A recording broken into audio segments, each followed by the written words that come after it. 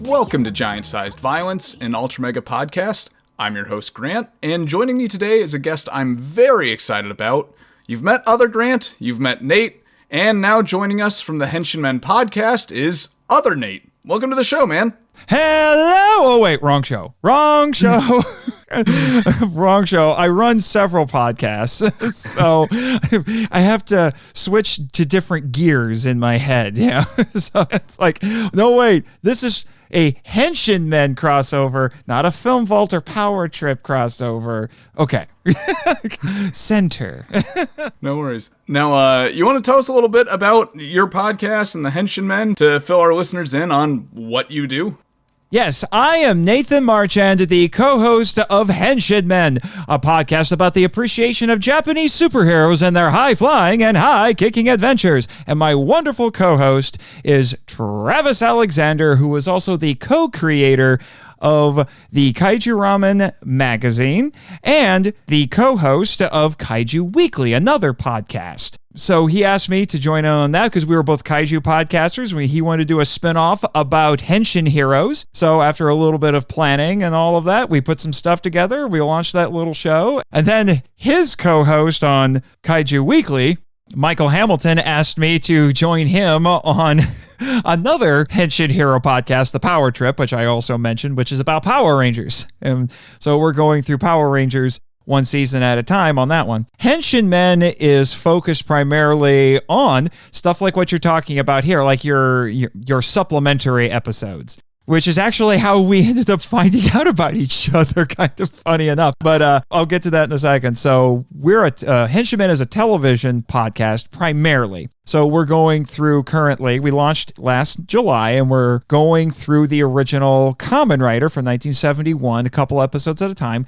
Travis is the biggest Kamen Rider fan I know. He loves it to death. So he wanted to start this show to get people interested in Kamen Rider. So we started at the beginning with the original, where we just got to the halfway point, which is crazy because Kamen Rider, the original, is 98 episodes. Yeah, I was just about to say, like, that's nothing to shake a stick at. Like, that's at least 40 to even hit the halfway. Yeah, that's for sure. But there have been some points where Travis has needed some time off for personal reasons. A lot of stuff's been going on in his family, but I did not want our listeners to go without episodes, so I've been doing some, I just guess you could say, to use the anime term, I've been doing filler episodes just about different Henshin heroes because I would have felt bad if I covered Kamen Rider without Travis, because his little Kamen Rider love and heart would have just broken if I had done that. So I brought some other people on. I've talked about some Ultraman Zero specials. I even did an episode on a Super Sentai anime parody called Shinesman. But the reason I am here representing the show, Travis was supposed to join us, but he is hurriedly getting the finishing touches to issue 5 of Kaiju Ramen magazine put together to have out next month, which is really exciting. I've got an article in there actually that relates to some of what you've been talking about a little bit because it's about Keita and Memiya. Issue 5 is going to be themed around tokusatsu and Henshin heroes, so might want to check that out. Yeah, and I actually want to touch on that really quick because since discovering your podcast, listening to a few episodes, I've now discovered this Keita Memiya figure. And for the listeners at home, turns out everything I have absolutely loved in tokusatsu so far, with Mechanical Violator Hokkaider, Kamen Rider Black, the Kamen Rider Zeo movie, this guy is involved in all of those. So almost everything I love about Toku, I can tie back to one guy. Yep. I bet you'll enjoy my article about him. You can learn about even more stuff that he's worked on. You'll probably find a slew of more things to start watching. Yeah, I'll probably find a few bonus episodes for the future reading this. Mm-hmm. He's also worked on video games, just so you know. He did character designs for, I think it was Onimusha? Or at least Onimusha 3, I think. He also, you remember an N64 game called, oops. Oh, Zordon? Yeah, Zordon's calling. I'm in the Power Ranger reserves. My cover has been blown. But speak of the devil, that is Michael Hamilton trying to text me right now. So yeah, like as I was saying, he's done a lot of stuff, and so you'll probably find plenty to start checking out. But speaking of Memiya and Hokkaider, that's how we found out about each other. You want to talk about accidental synergy, my friend. We both put out episodes on Hokkaido on the same day. Yeah, really serendipitous in general. Like, posted that, and I just wanted to see, I wonder if any other podcasts have covered Hokkaido. Typing into Spotify, and one, a little weird that with the thousands of bad movie podcasts there are out there, only like maybe a dozen have ever talked about Hokkaido. And then, yeah, the same exact day, like, this was me discovering your podcast. I never even heard of it before that. Yeah, and that was one of those filler episodes. I had my friend Elijah Thomas, who is the host of the Kaiju Conversation podcast. He's been on hiatus for a while because he's a ridiculously busy, I would dare say overworked, but very ambitious high school. I'm trying to remember. I think I'm trying to remember if he's a senior or a junior. He's 17 going on 18, so I think he's a junior. And so he had to put his podcast on hiatus, and he wanted to do a collaboration with somebody. He just said on Twitter, I need to do a collaboration with somebody on something. And I said, hey, you want to come on Henshin Men? So he came on and we talked about Hokkaido. And then you messaged me. I forget. Did you tag us or did you message us? And like, yeah, I tweeted at you on Twitter, and I was like, oh, hey, this is weird. And lucky enough for me, other Grant is also getting very involved with schoolwork right now, with grad school stuff, so he was too busy to come back to bookend the podcast covering issues 1 and 4 of the book. So yeah, now I got someone much more knowledgeable about Toku than I am to fill the role. Also, you're not missing out on getting an academic perspective on this because your friend Grant is finishing grad school. I graduated with a master's just last year, so impressive. Now we've got our introductions and opening preamble out of the way. Let's talk a little bit about UltraMega itself. So you, as someone who's much more knowledgeable about Ultraman than I am, especially going into this, I'm really curious about what you thought about the first 3 issues of UltraMega. Well, it's interesting that you bring this up because I actually do remember seeing the first issue of UltraMega on the shelf at my local comic shop. And funny enough, it's similar to what you were talking about, where you said you were in there looking up the Marvel Ultraman comic. I was doing the same thing, and I was just looking through, and I was looking for the right spot on the shelf because this shop just arranges everything alphabetical, doesn't matter what company. And I came across, I said, UltraMega, what the heck is this? Image? Are they trying to rip off Ultraman? And I just kind of wrote it off. But then you're like, hey, I need someone to talk about issue 4. I'm like, okay, I guess I'm getting the comic. So I picked it up and read it, and I'm actually glad. Sometimes I will admit I'm a little too quick to write something off as a knockoff and just lose interest in seeing it. And I kind of wish I hadn't, although this is very much an Ultraman pastiche. It visually and in terms of its concepts. That's why I was really shocked that you mentioned that the creator of this book actually said he's not the biggest Toku fan. I'm like, yeah, could have fooled me. Yeah, I'm really surprised with some of the what seems like subtle Toku references here and there sprinkled through the book. Like, I'm wondering how much of that is just accidental, or just how much like that Ultraman and Kamen Rider imagery just kind of pervades culture. So, like, if you just know a little bit about these characters' existence, it's going to influence you more than you think. Now, speaking about the Ultraman influences, this in particular, because obviously this is much more adult-oriented than Ultraman, generally speaking, but there are actually, and I actually told you about this, there was actually an experiment that Tsuburaya did. It was in the early 2000s, I think around 2004, where they wanted to experiment to see, can we make Ultraman for grown-ups? So they wanted to give that a try, and they did what was called the Ultra N project, and it was a 3-pronged thing. One was a stage show, and I don't know anything about the stage show. I know nothing about this stage show. I haven't seen images or video or anything of it, but maybe I just haven't looked hard enough. The one thing I know about that stage show from a Wikipedia search today is that the Ultraman in it is called Ultraman Noah. So yet another kind of weird connection to this. Which is actually something that goes all the way back to the original Ultraman. Mm-hmm. Yeah, there is a bit of lore in the original Ultraman about Ultraman Noah. And so I think I know what you're talking about, yeah. And so they wanted to make Noah kind of the focus of this. And then the next stage of that little 3-prong project was a movie called Ultraman The Next. And I was telling you, it's like, out of all the Ultraman out there, both The Next and Nexus feel the most like UltraMega. Like, if I was going to pick Ultraman series, and I'm like, this is influencing UltraMega, it would be these.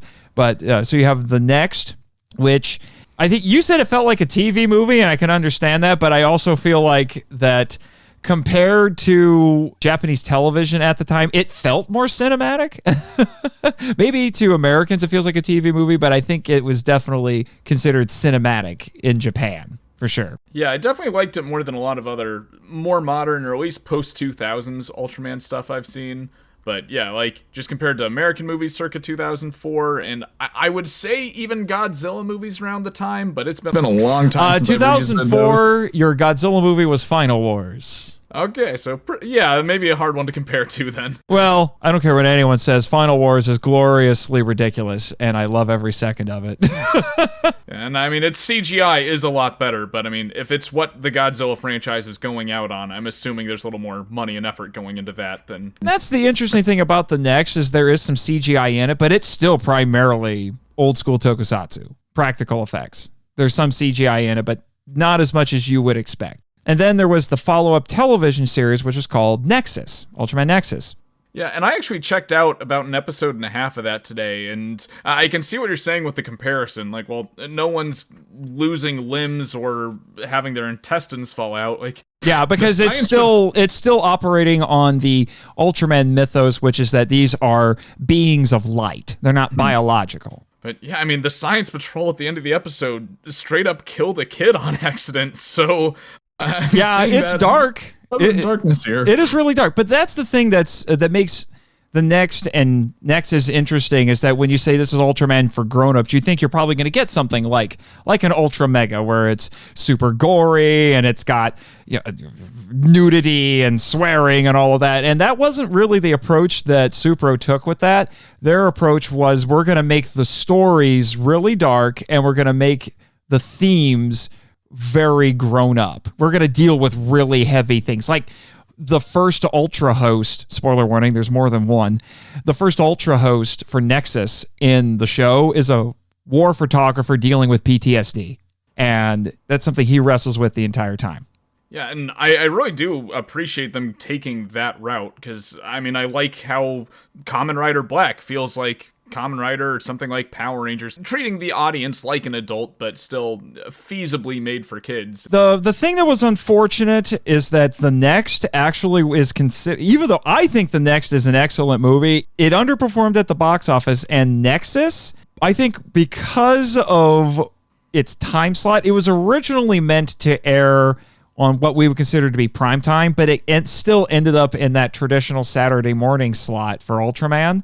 But this is not, it's not really meant for kids. So because of that, it floundered in the ratings, and it was supposed to run 50 episodes and it got cut short at 37. So like the last, I would say like 3 to 5 episodes are very rushed. Like the first 25 is gold. Like it's just absolute gold. And then the last 5 or so feel really rushed because they just crammed everything together. And they had like a whole other villain that they were going to bring in, but then they had to rush to just get it all done with because it just wasn't getting the ratings that it needed to have. And then after that, Supro went back to the drawing board and basically went back to what they had been doing and made Ultraman Max, which went back to more of the being more of a family show. I guess I will adjust my expectations accordingly when I eventually get to my own Ultraman Nexus watch through. You can watch fan subs on YouTube. It was on Crunchyroll for a while, along with a couple of other Ultra shows, but then it got pulled. I literally found out that it was getting pulled, and then I binged the whole thing in a week because that's all the time I had left. But Mill Creek is going to release it. And the story I hear is that they are going to release it on a set that will have the show and the movie together.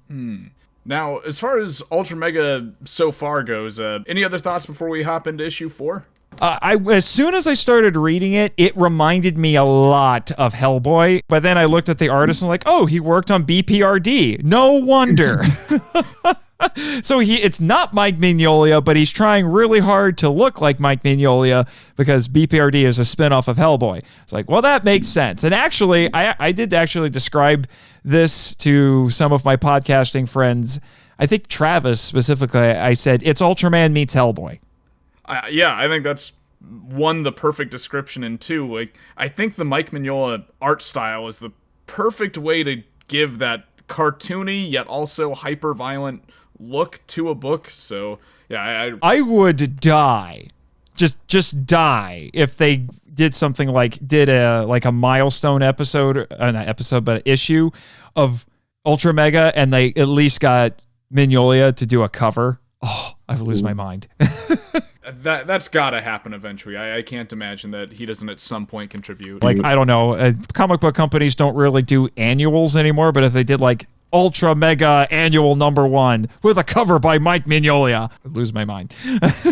Yeah, and I mean, they've done pretty good with their variant covers so far. Like issue 3, Ryan Otley, the artist from Invincible, did a variant cover for it. Had to get that because I love Invincible. Issue 4 had an awesome trans rights cover depicting the main UltraMega, but with the trans flag colors. I think it was even Pride Month that it came out, maybe. So yeah, it definitely had to pick that one up as well. So yeah, they've got to get Mike Mignola eventually. I should have expected this, but the level of violence did actually surprise me a bit. I wasn't exactly prepared for that, but I got used to it as time went on. And I also have noticed, and this is more just of an interpretation thing, but I tend to see the characters in this, although the ending of this issue, as we'll talk about, might change my mind a bit on that, but I've tended to see it as less gray compared to you guys. I do not sympathize with the kaiju in this all that much.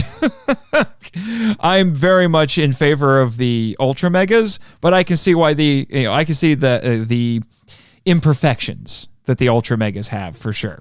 To touch on that point specifically, and I think we'll flesh this out early on in our key points here, but I think it's less that I think the kaiju are good guys or all that sympathetic, but the more I find out about the conflict between the UltraMega and the kaiju, the more I see them as two sides of the same coin, and maybe the kaiju is a bit of kind of victims in all of this as well, or at least trying to make the most of the hand they've been dealt. And in some ways, actually, I'd say morally, there's a lot of things that makes me question how much worse than the UltraMega they actually are. Yeah, well, I understand that, but it is definitely grayer by comparison to Ultraman, because in Ultraman, the Ultras, who hail from the Land of Light, and something you have to understand is that Eiji Tsuburaya, who created Ultraman, was actually a Japanese Catholic. He was raised Buddhist, converted to Catholicism, so I think if you pay attention, you'll notice that a lot, such as Showa Ultraman series' propensity to crucify the Ultras. That's especially interesting with like all the biblical ties this has, at least with its naming conventions, so like that comes full circle. Yeah, for sure. And so I think that influenced it a little bit, but they are from a distant planet. It is called Planet Ultra. Haha. And the Land of Lights I think it's supposed to be a region on there, and they are they're like the Green Lanterns. They are galactic peacekeepers. They're galactic defenders. They go around around the universe if there are monster problems or something like that, and they deal with those problems. So they're very much positioned to be the good guys. Now, there are points where they play around with whether or not the monsters are genuinely evil, but generally speaking, monsters are the bad guys. Now, with our thoughts so far covered pretty well, mind if we move on into issue 4? Go for it. All right, starting us off with a quick summary here. While at Death's Door, Noah is taken on a spirit journey by the Eye of Atom to meet Atom Supreme and become an UltraMega. However, the war with the kaiju has apparently not been going well for them. Their Supreme Eye has fallen, and with his dying breath, Atom Supreme gives our heroes his last transformation crystal before being devoured from the inside by kaiju maggots. Back on Earth, the kaiju prince begins his assault on the last human city using the mech Beth was forced to finish. While this is happening, Noah and the Eye of Atom finally bond to form a new UltraMega. However, this triggers the transformation of several nearby kaiju into their giant forms. Noah then has to face several monsters before his ultimate showdown with the Kaiju Prince. Though Noah comes out victorious, it may not have been worth the cost. Noah loses a hand in the process of killing the giant Kaiju Prince, and just as he and Beth finally reunite, the severed head of Noah's father crashes to Earth and ends the arc with the ominous question, "You didn't bond with it, did you?" Ooh, dun dun dun. Now, I love that ending so much. Just while it kind of comes quickly and almost out of nowhere in a certain regard, it really has made me excited for the next arc. And frankly, I am bummed that I don't know when issue 5 comes out, and it's been a good 6-7 months since issue 4. Oh, really? It's been that long? Yeah. Oh, geez. Well, given how Image runs, because I don't know how many people who are listening to this will know this, but Image is a little bit different compared to your DC and your Marvel. The big thing is that the comic book nerds who are listening to this know this, but for those who don't know, Image was actually started in the early 90s by a bunch of, I guess you could say, renegade creators who used to work for DC and Marvel, and they wanted to start their own company so that they could own their own stuff, because that is the impetus for Image, is that all the stuff they publish is creator-owned. They're just a publishing platform. And going off the last letters column of issue 4, exactly what's happening here is that they're taking their time to fully flesh out and develop the next arc. So rather than trying to push and meet that monthly deadline, they can take as much time as they want to be ready. Yeah, I was going to say that's the difference, is that they're not putting a bunch of mandated deadlines on these creators to crank stuff out. They're letting them take as much time as they want.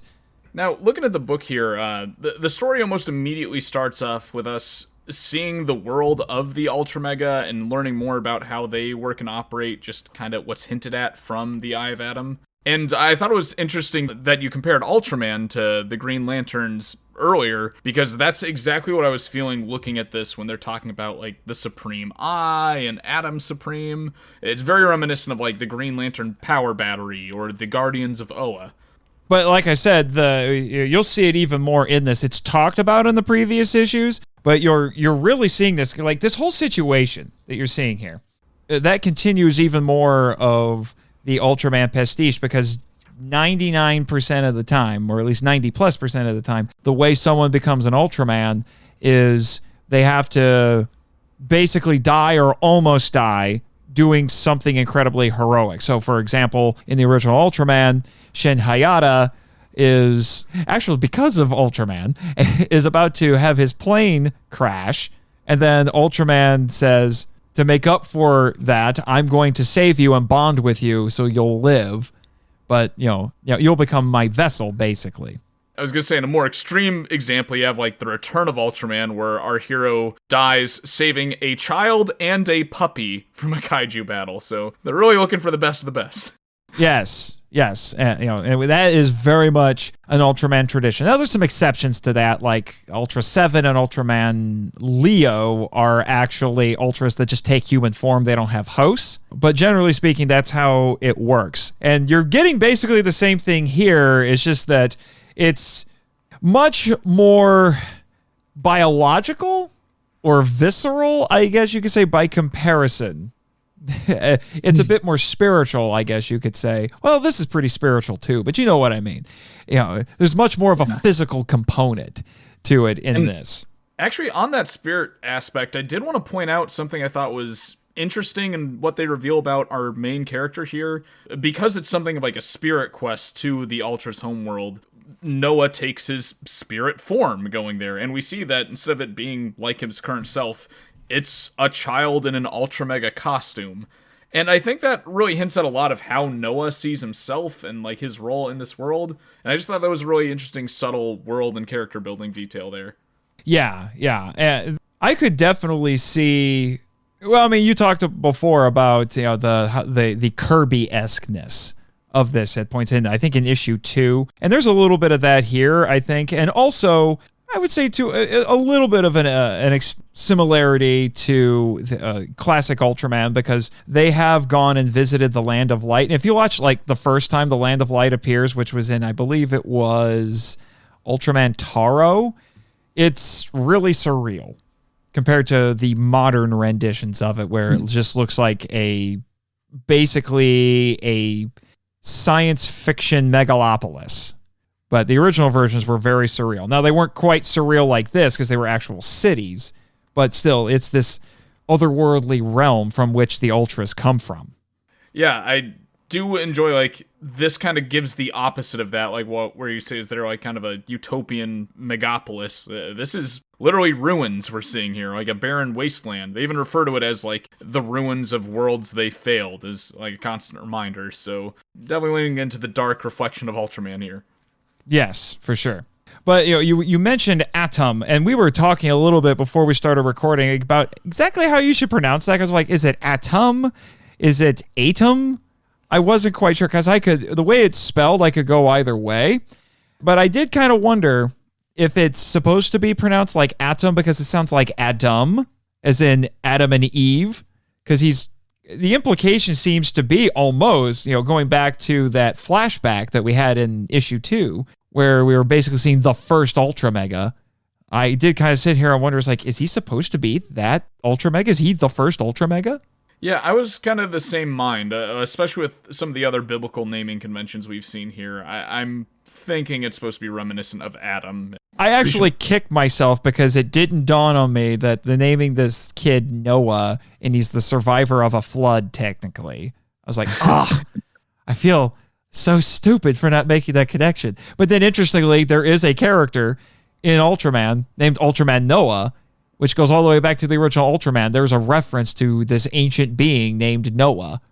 Yeah, isn't he, like, the first time they reference the fact there's other Ultramen out there? Mm-hmm. But you don't see another Ultra besides Ultraman until the very, very last episode of the original.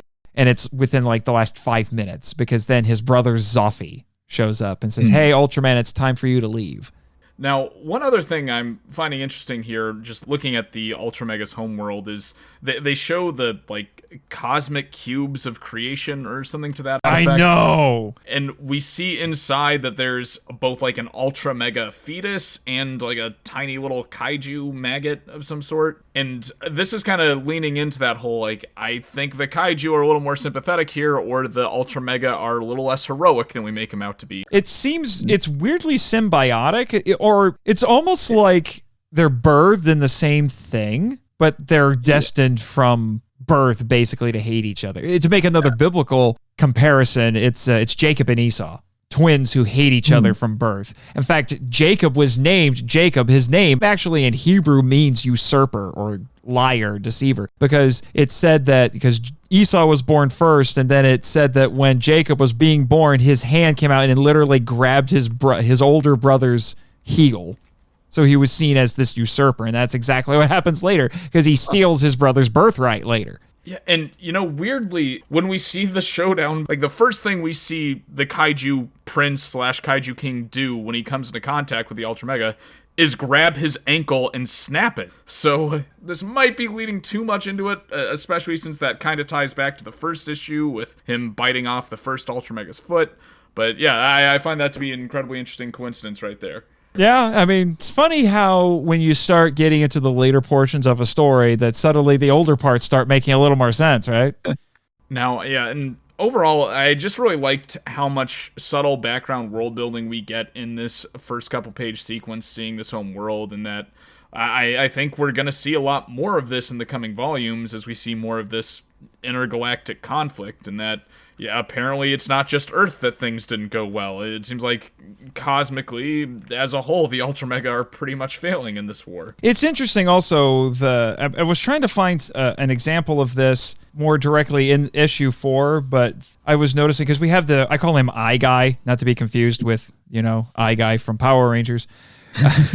But he's basically he's what bonds with Noah to create the new UltraMega, and it's basically spelled out for us that he was also bonded with his father as the first UltraMega in issue 1. What's interesting is that on the cover art here for the graphic novel, on the cover art here for issue 4, they're positioning this eye creature. His head is literally just a giant eye. They're positioning him on the UltraMega's chest, where on Ultraman would be his color timer, and I'm wondering if that was done intentionally.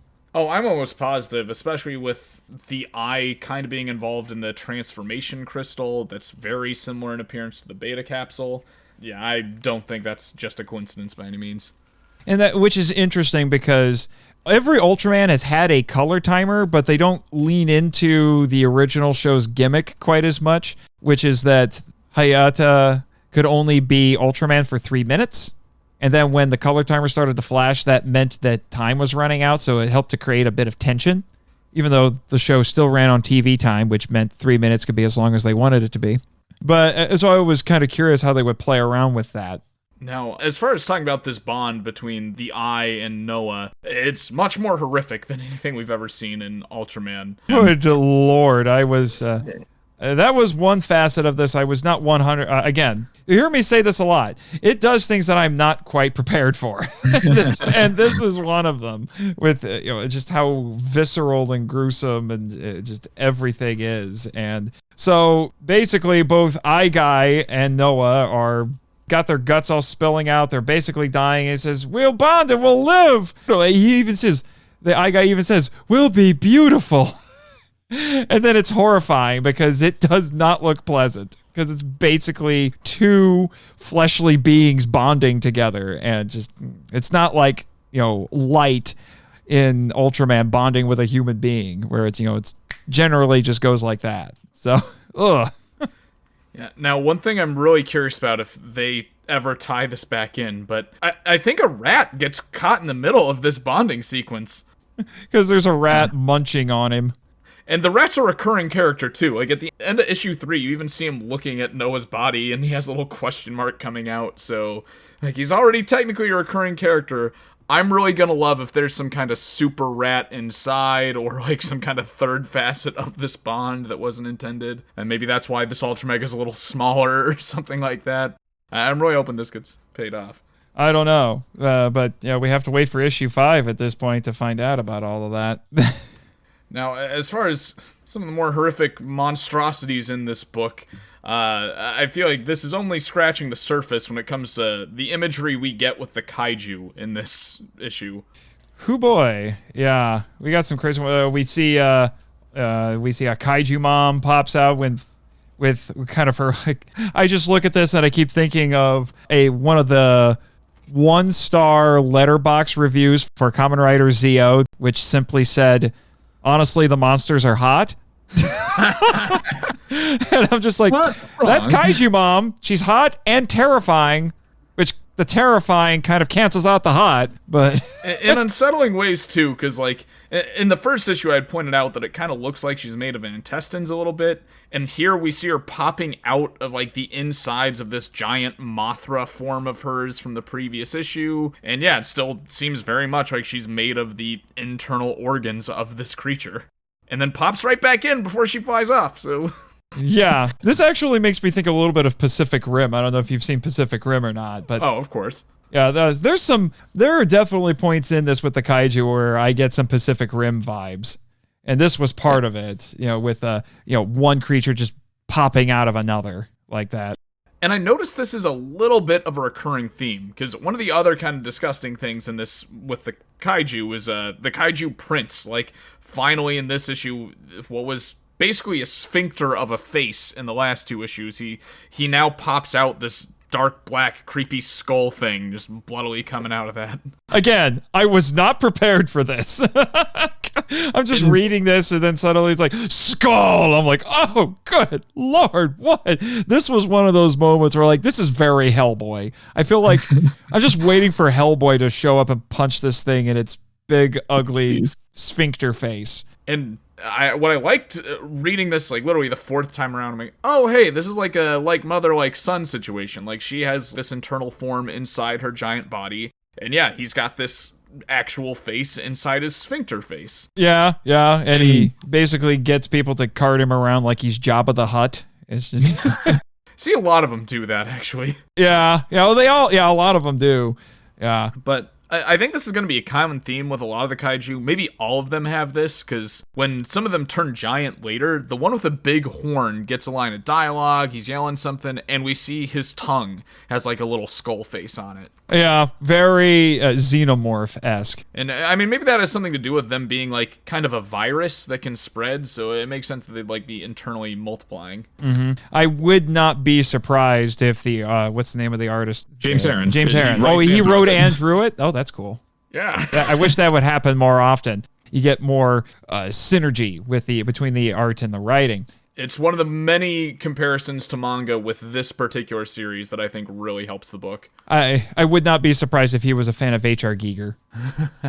It's not obviously H.R. Giger, but there's definitely little facets of it, like the tongue with a face on the end of it. Or if you ever watch Zerum, which is another Keita Amemiya film, and the title character is actually named after the villain, and the villain in that looks like this big hulking thing with a conical hat, and there's a tiny face on the hat, and it will fly out and on a giant tentacle and try to bite people.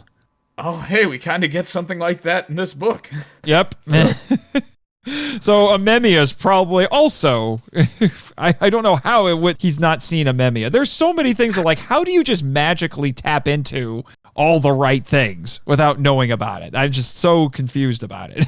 And I mean, by issue 4, he'd had a few months of, like, writing a toku book, so I wouldn't be surprised if by issue 4, maybe even by the time issue 1 hit publication, that he had maybe seen that or some other more Amemiya films. But this sheer level of, like, unexpected and rather intense gore really carries through to a lot of the fight scenes, which is definitely in contrast with the way Ultraman usually operates, since Ultraman's very judo-based in its fighting, just a lot of throws and wrestling with these people in monster costumes. The Showa shows will actually get pretty gory. I'm not kidding you. Like, starting with Ultra 7, the way he would finish the monsters off is he would literally decapitate them. There's even an episode of Ultra 7 where his crest on his helmet he can actually take it off and use it like a blade. And no kidding, there's actually one where he's fighting the monster of the week and he basically cuts the thing's carotid artery and it sprays blood all over him. It's just that the monster's blood is green, so it doesn't look as bad. These are the Ultra series that I'm most interested in looking in, since I love these like older, darker Showa toku shows, so very excited to see Return of Ultraman, they started cranking up more of the decapitations. Ultraman Ace, basically every episode ends with a decapitation. There's even an episode of Ace where no joke, he uses an energy attack that slices the monster in half up and down, and as it splits open, you see all of the innards just pour out as the two halves just fall over. It's nuts. Now that's funny, because like, while this is so much more extreme in so many other aspects, he does that same move to one of the monsters just in passing. Like, the UltraMega releases like a mouth beam that chops one of them in half, and it's not that bloody. Like, if anything, it's the least intense kill in the entire issue. Yeah, basically. I'm flipping through looking for all of these. Mm-hmm, yeah. Yep. Yeah, I see it right here. Yep. Splits it.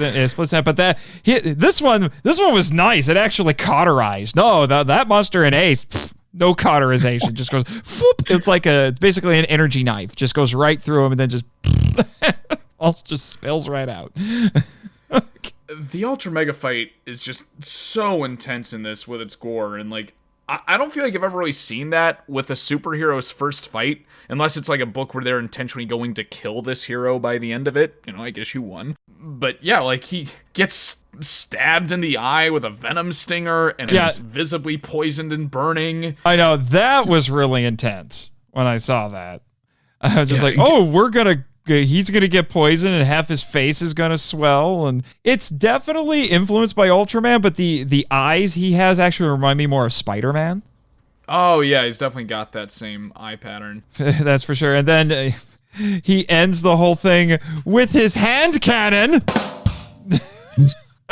Yeah, for those that didn't read the book, literally launches his hand like a cannon, and not in the kind of cool robot way where he's getting it back. No, he very much does not get it back, confirmed.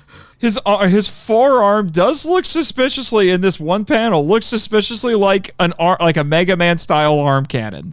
Wouldn't be surprised if they develop something like that later. They got Beth working with them. They can make something nice.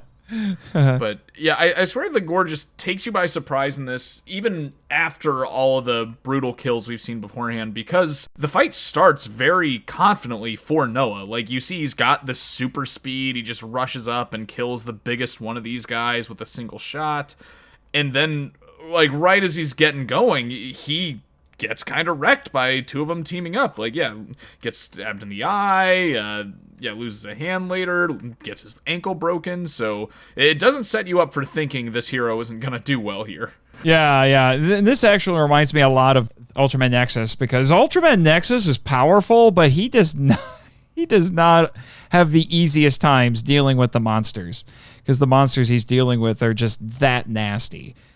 And, I mean, the episode I watched today, like, he's dealing with the, like, Nega Ultraman, or, like, an evil version, and then a monster that's possessing a child is also there. I'm like, this guy's got too much to deal with, dang. Yeah, because the monster absorbed the little girl. Like, if you've ever seen Gamera 3, that's what we're talking about. Like, it's inside of this monster's innards, and they actually show the little girl in there getting pressed upon by all of the innards and everything. It's horrifying. And Nexus is like, how do I deal with this? I need to save the little girl, but I have to kill the monster. I don't know. And then there's, the one of the Dark Ultras. That's not really what they are, but poor Nexus has too many problems to deal with. Now, I did want to touch on the end of this fight a little bit, because I hate to say it, but I think this is one of the weaker moments of the story so far, is that the fight between the UltraMega and the Kaiju Prince / Kaiju King is only about 4 or 5 pages, and I don't think quite gets the room it needs to really develop itself. So, like, we see Noah getting his butt kicked, and then next thing you know, he pulls out a finishing move that manages to work, and then 2 pages later, the book's over.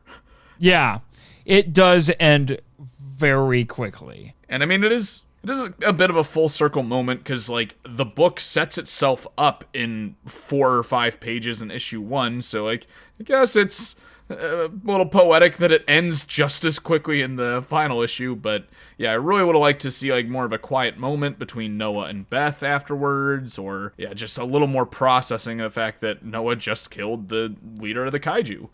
In a truly Mortal Kombat fashion. Seriously. And I mean, there's also a little bit of the waste of the giant robot that's in the mix here. Yeah. Like, it is great in how it contributes to the book. Like, there's great kind of slapstick comedy with it, to a point, like, that the Kaiju Prince obviously doesn't know how to drive it. He's being very pathetic as he goes, and he's like, look at me now, Mom! He's all mad at the mom said he's not ready for war. He is such a mama's boy. It's to the point of almost being disgusting. Yeah, and it's just always been that way, even from the beginning of, like, him being small. Like, me be big again? What is it? I must be immense. I must be immense. All of that. It is actually weirdly funny to see basically a kaiju get, literally taken down to size. And he's like, I want to be big again. Why am I not big anymore? And that's one thing I'm noticing about the difference between the UltraMega and the kaiju here, is just, like, the outlook on the world put on both of them. Like, the kaiju are very focused on, like, being as big and powerful as possible, and that's all that matters, whereas the UltraMega seem very nihilistic. Like, when he's about to turn, he's even telling him, like, you're gonna die under the tooth and claw of the enemy. Like, you'll choke on your own blood. Your innards will drag like flags, and still you will fight. It's a very different outlook from two things that share the same birthing cube here, and I really am interested in how we see this play out, and, like, this mentality between the two get developed in the next arc. Well, the funny thing is I could almost argue that they're both kind of pointless pursuits. One is this constant accruing of power, and then the other one is just like, what's the point of all of this? There is no point. Yeah. You're gonna die fighting. Do it anyway. So they basically arrive at the same conclusion, but just by different roads. Because the UltraMegas are already powerful, so they're probably coming at it from the perspective of, we have power. It's not all that interesting. There's no fulfillment there. Have fun pursuing it. I almost guarantee the pointlessness of this duality is going to be... It's going to be explored a lot, especially with how this issue ends. Just, Jason being like, you didn't bond with it, did you? I will tell you, reading the first issue, the way it ended, like, oh, I thought we were going to be following these characters. Even the back cover copy of the graphic novel makes it sound like we're going to keep following these characters. We're not. And then the dad comes back as basically a severed head. Like, oh, okay, we are bringing those characters back. And then it just ends with him with this horrified look on his face, and says, "You didn't bond with it, did you?" And then the last panel is just Noah with a black eye, beat up, and he's just staring. And you can tell, like, he's got to be aware of how much worse the world is because of the UltraMega. Like, the whole idea we're introduced to that the kaiju only change and they only grow big, and the presence of an UltraMega just kind of shows that, like, they're not contributing anything to the planet. Like, the UltraMega are the worst thing that ever happened here. Like, as bad as the world is in its current state, it was better off with the UltraMega gone. Like, most people didn't even know whether or not the kaiju existed. And now that Noah is an UltraMega, the kaiju can be big again, and this war is gonna take off and probably kill a lot more innocent people all over again. Yeah, that's the thing. It's definitely making matters complicated by comparison to, say, an Ultraman series, where it's more black and white, because the UltraMega realize that the kaiju are a problem. They are a serious problem. So I feel like, and this could just be my personal interpretation, I may get proven wrong later, and feel free to disagree with me, Grant, but I feel like the UltraMega have good intentions. It's just their very presence, whether they want to admit it or not, makes the problem worse.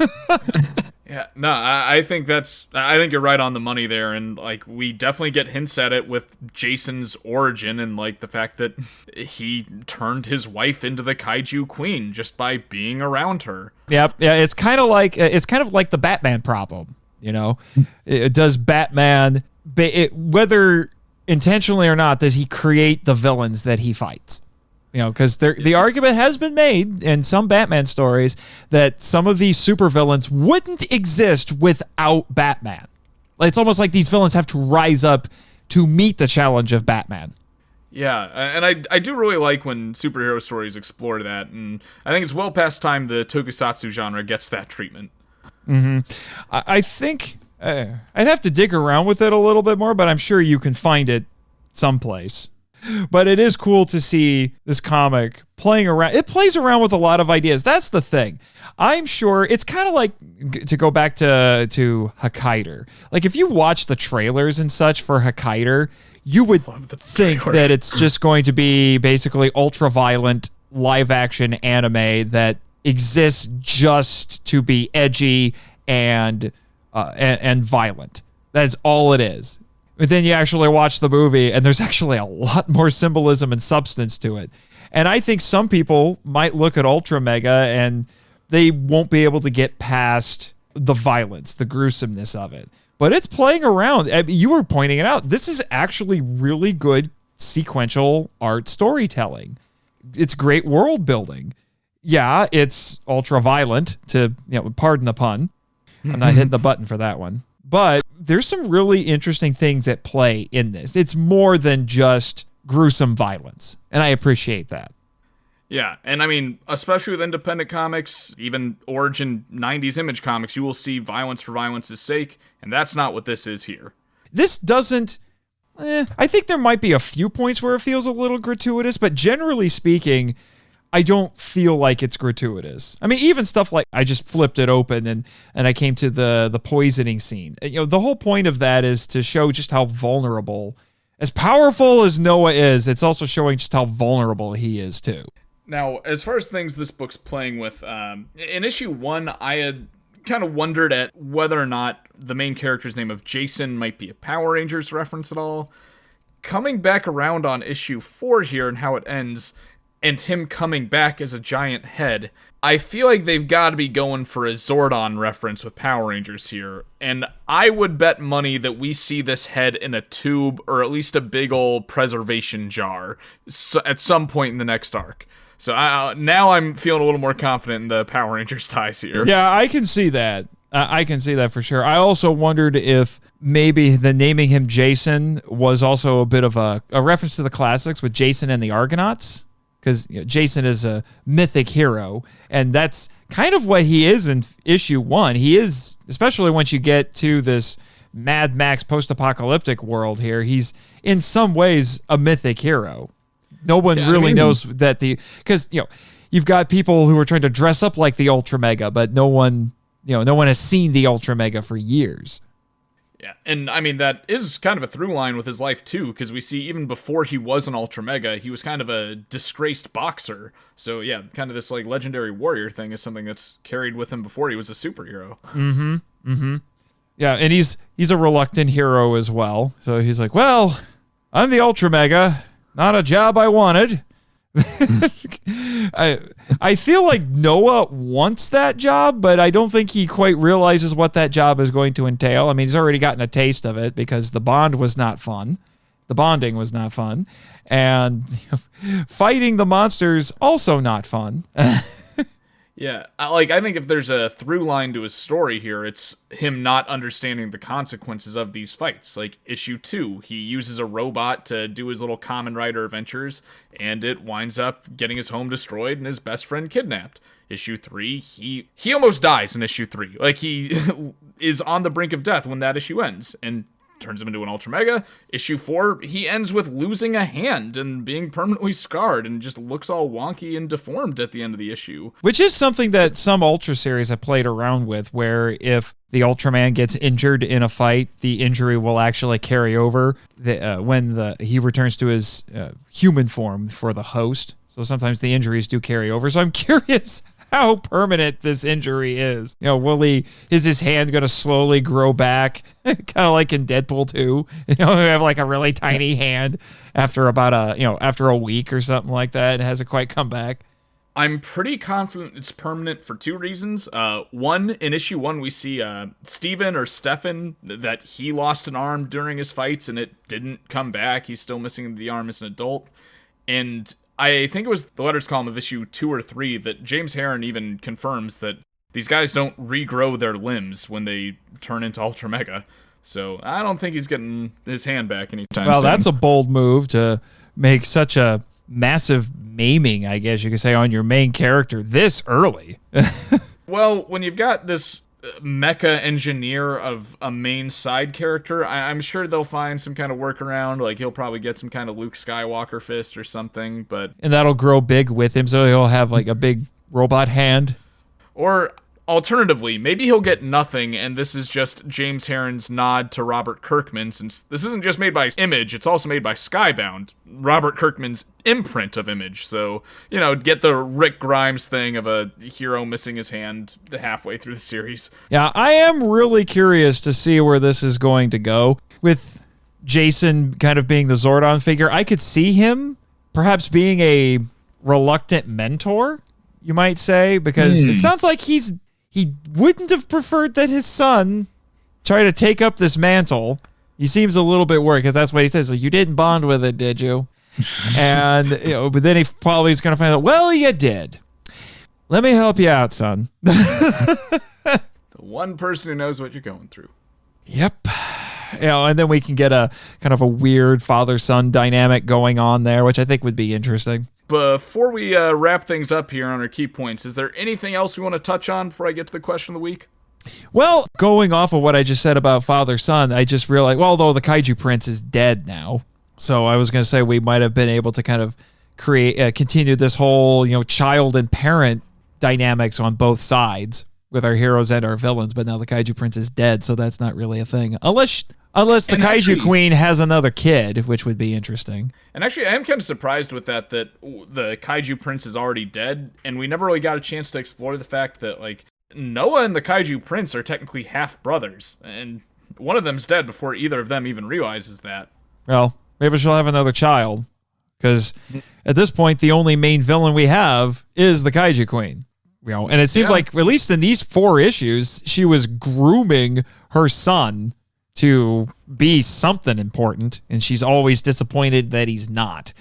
Weirdly enough, that does actually, now that I think about it, remind me a bit of Power Rangers, because they have dynamics like that in Power Rangers. Elaborate on that a bit. Well, like in Mighty Morphin, especially in like season 3, if you listen to the Power Trip, we talk about this, about, there's a lot of family dynamics going on there, especially when Rita's father shows up, Master Vile, and and her brother, Rito, shows up, and he's kind of disappointed with both of them. and Rita's husband, Lord Zed, because he's just like, you can't do anything right either. So now, what I do want to ask a much more knowledgeable Toku fan while I've got them, and this has been a bit of a recurring question, but if there's one piece of tokusatsu content out there that you would recommend specifically for fans of this book, what would you point them toward? Well, basically the same thing that I've been talking about throughout this, and that would be Ultraman The Next and Nexus. Out of any Ultraman show that I've seen, and I admit I haven't seen all of them yet, that movie and that series feel the most like UltraMega. With how dark everything is, with the seriousness of it, the gravity, the more adult-oriented tone and themes, dealing with PTSD and grief and lost love. And the big difference is I'm not getting it quite as much in UltraMega, but that kind of hope in the midst of despair, because there's always at least a smidgen of it. But there's also a lot of episodes where they don't end happily. They don't end happily at all. And poor Nexus is always getting his butt kicked. And it feels like every time he wins, as powerful as he is, it's very, very earned. Like he's always just a little out of his league at all points. And like I said, we've talked about things like, there's one episode where they have to kill a child. And, it's not a very pleasant experience for anybody involved and things like that. And the monsters are horrific. Absolutely horrific. You got one that looks like a Cerberus, but like the other 2 heads are like another head split in half, and one looks like a rat monster. One I think is supposed to be insectoid, and well, we can say this on this podcast. I think I kind of like to call it vagina face. So yeah, get it out here while you can. Yeah, basically. So yeah, so. Like I said, you can watch it on YouTube with fan subs, but Mill Creek is going to release it, I think, hopefully in the next year or so. They haven't made an official announcement, but given what they have announced that they're releasing, they're getting very close to when they will probably do it. Now, before we go here, where can our listeners find you outside of this podcast, of course? I have been joking for a little while. I feel like I'm running a podcast empire now because... As of 2022, I have 3 podcasts, which I wasn't necessarily expecting. So my flagship show is The Monster Island Film Vault, a podcast seeking entertainment and enlightenment through tokusatsu, and that's exactly how I talk on that show. It's a film appreciation and audio drama. As weird as that sounds, I make it work. There's a whole to do about how that came about, because it was not necessarily intended to be that way, but it has evolved over the 2.5 years that it has been on.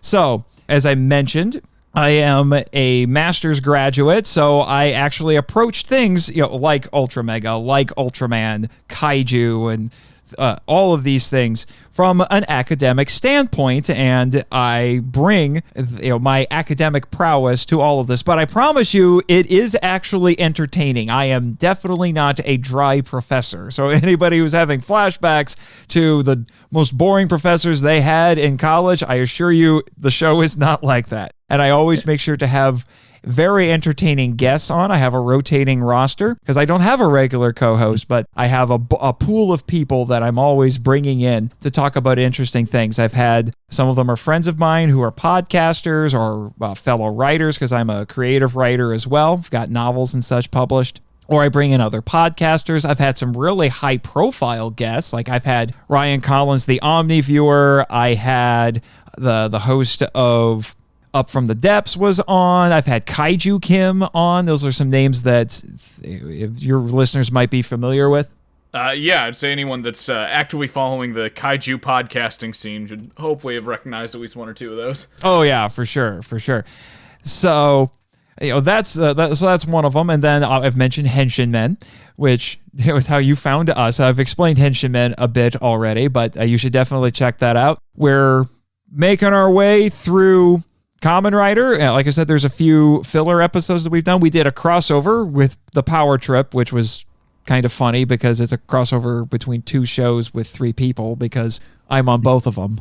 So, but it was for the 3-part episode of Mighty Morphin that introduced Masked Rider, so it only made sense.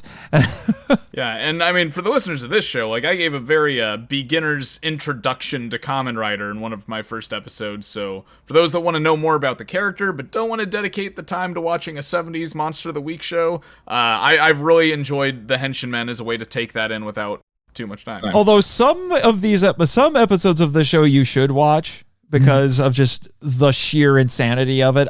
At this point, one of me and Travis's favorite episodes, not only mostly for the podcast, is I can't remember which episode it was of Kamen Rider. I think it was in the 20s someplace, but the monster of the week was a flying squirrel. That monster was nuts. Oh, nice pun. Where's your soundboard? There we go. Now I get it. Yeah. Sorry, I deserve that one. I deserve that one. That's the second time I have unintentionally made that joke. Lord. But yeah, Musasabito makes no sense whatsoever. It's just, wow. You just watch the episode, you'll understand. And then listen to our corresponding episode for it. And then, obviously, The Power Trip, a journey through the Power Rangers franchise, hosted by Michael Hamilton and myself. We're going through the entire Power Rangers franchise one season at a time. So it uses the same format as Henshin Men, but instead of doing it by episode, it's season by season. So we're talking about each season in broad strokes. We're going to talk about the characters, the villains, the Zords, all the cool stuff. And then we're going to get into some very involved, usually thematic discussions, because we're noticing some things, how there are ideas that keep getting played around with in a different season of this show. Our most recent recording was for Power Rangers in Space, which is one of my personal favorites. And the joke ever since then has been that I basically gave a 3-hour PowerPoint presentation on Astronema's wigs and their symbolism. So all right, so truly deep dives, I take it. Yeah, I will need to check out more of the Power Trip then. Yes, and that one actually just launched in January. Actually, as of this recording, we are about to release our 5th regular episode. We have a couple of bonus episodes. So we got our 5th episode coming up, which will be over Power Rangers Zeo.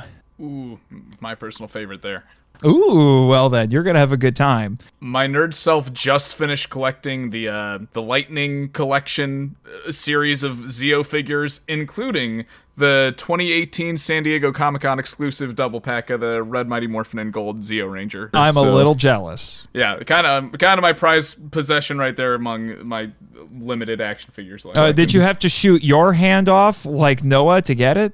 A little bit. Thankfully, it was right after Christmas. My local comic shop got it in. I think someone just did a consignment deal with them, and I had just gotten a Christmas bonus, so nice chunk of that went toward the couple action figures, and I have no regrets.